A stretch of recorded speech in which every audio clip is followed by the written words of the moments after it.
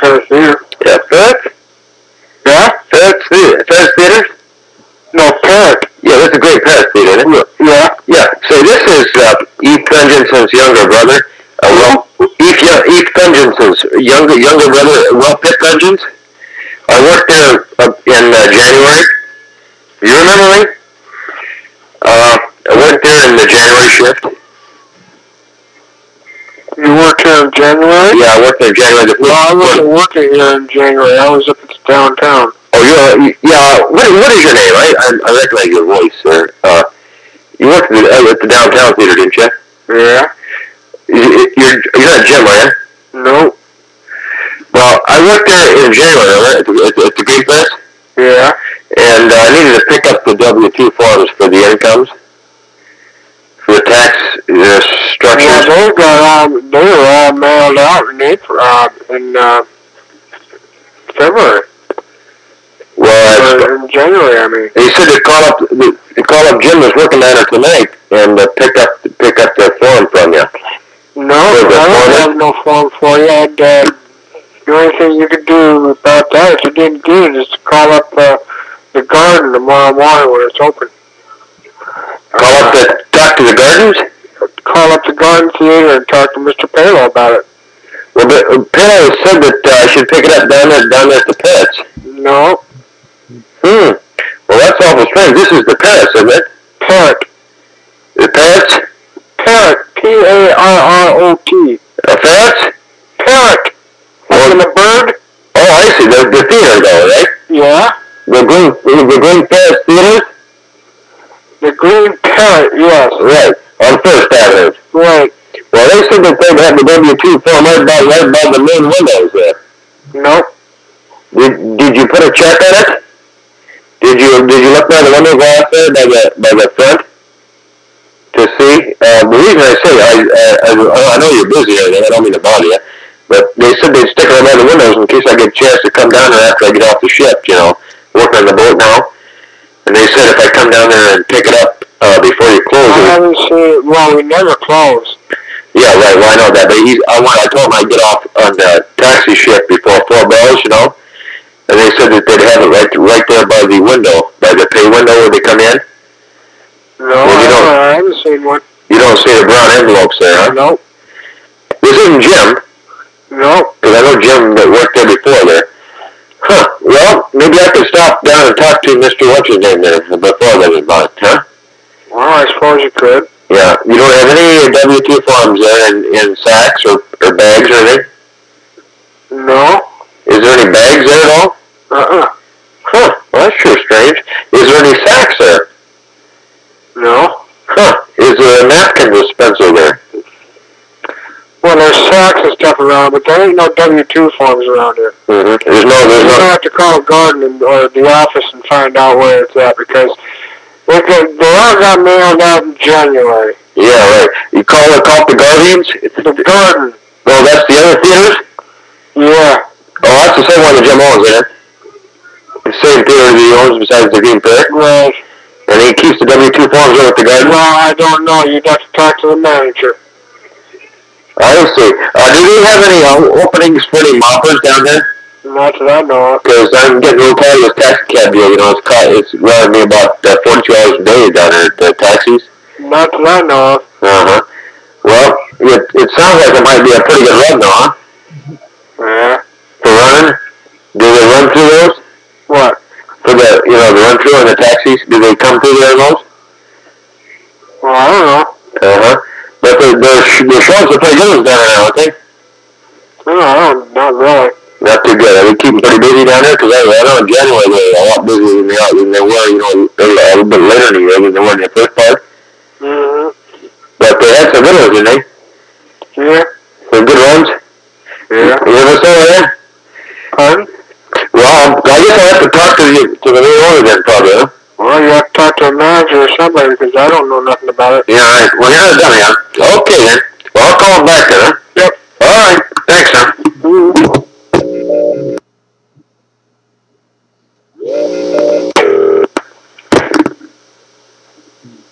American Reservations, Frank speaking.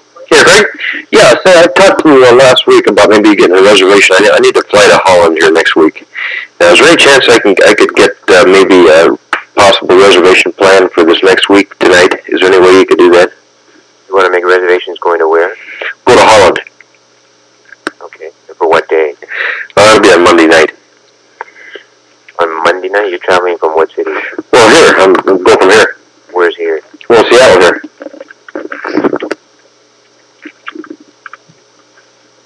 Do you work? Are you traveling on a discounted ticket? Right. Mm-hmm. And what's your rapid code number? Do you know? Gosh, I don't know.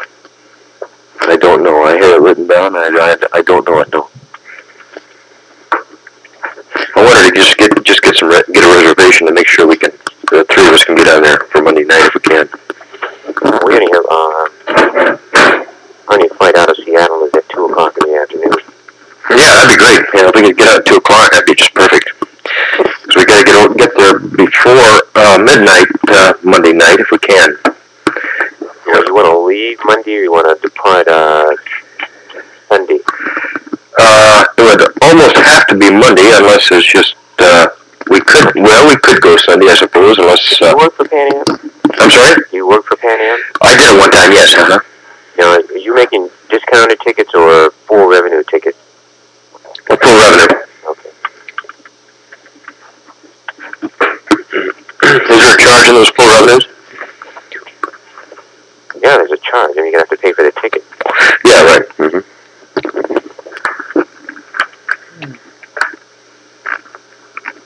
And you want to go into Amsterdam? Yeah, we're going to get an Amsterdam, right?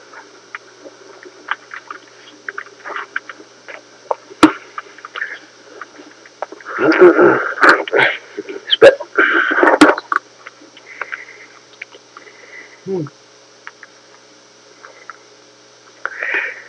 They run 3 times, don't they, on those? The what? 3 runs a day to Amsterdam, I guess. Okay, now Pan Am. No, you're talking about Pan Am. Pan Am only has 1 flight a day out of Seattle into London. So you have to make connections from London to Amsterdam. Mm-hmm. All right. Well, that sounds fair enough. Now, are you talking about Pan Am or maybe you're talking about SAS? I thought it was Pan Am, but maybe it is SAS, but I'm sure it's Pan Am, yeah. Mm-hmm. Now, okay, if you're talking about going directly in, that's going to be SAS, because our flights are over the pole into London and from there a connection into Amsterdam. Mm-hmm. Now, that's going to be right. by midnight that night. You're never going to make it with Pan Am because you won't get in to London until 7 o'clock the following morning. Okay, now, Saskatchewan Airlines will make it a direct shot all the way through then, huh? Yeah, if that's what you want, that's the only way you're going to do it, because you won't get in, like I said, you won't get in until London until 7 o'clock the next morning, and then from there I'd have to put you on a flight from London to I see. In other words, if we left Monday, then there's no way we could get to Holland until the following day, then. Right. But SAS could take us over there the same day. I don't think they could take you directly in the same day. You could probably get over there without having to make connections. But just a moment. Mm-hmm. Just a second. All right.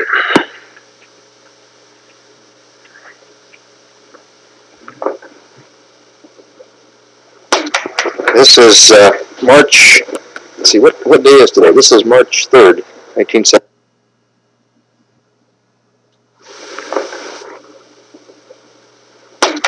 This is March. Let's see, what day is today? This is March 3rd, 1979. Excuse me, March 4th, 1979. And Danny and Rochelle are here at Dad's house, and they want to do a little bit of recording today. Rochelle is 11 now, and Danny is 8. And they're both these young ladies want to do a little bit of talking in the microphone today. Now, Rochelle is going to play the part of a newscaster, and Danny is going to be just somebody sitting on the outside watching today, right? No. And then you're going to talk. Okay. Well, we'll have this Rochelle talking today. First of all, the young Eddie is going to sing a song for us. Here she is. Hello. Well, I'm going to sing It's a Small World. Okay, what's the mic? It's a world of laughter, a world of tears. It's a world of hopes and a world of fear. It's There's so much that we share that is time away. It's a small world after all. It's a small world after all. It's a small world after all. It's a small world after all. It's a small world. There's just one moon and a golden sun, and a small means friendship to everyone. Though the mountains divide and the oceans are one, it's a small world after all. It's a small world after all. It's a small world after all. It's a small world after all. It's a small world. That was Danielle Eddy, 1979. Thank you, Danielle Eddy. Now, a year ago, there was some poor people, Danielle Eddy and Wayne Eddy, and they had problems with squirrels. They had 2 squirrels, and one of them got away because a jackrabbit came and got one. Now, they're going to talk to us and tell us how come a jackrabbit came and got him. Okay, Wayne Eddy? Well, the nearest problem I could figure out, when I picked up my 2 daughters at the top of Snoqualmie Pass the day before yesterday, I had coming across the pass right next to Snoqualmie, the summit, I had a strong aroma of squirrels near the car. And it seemed kind of silly at the time, but we went out and we started to stop the car and went out and checked the trunk.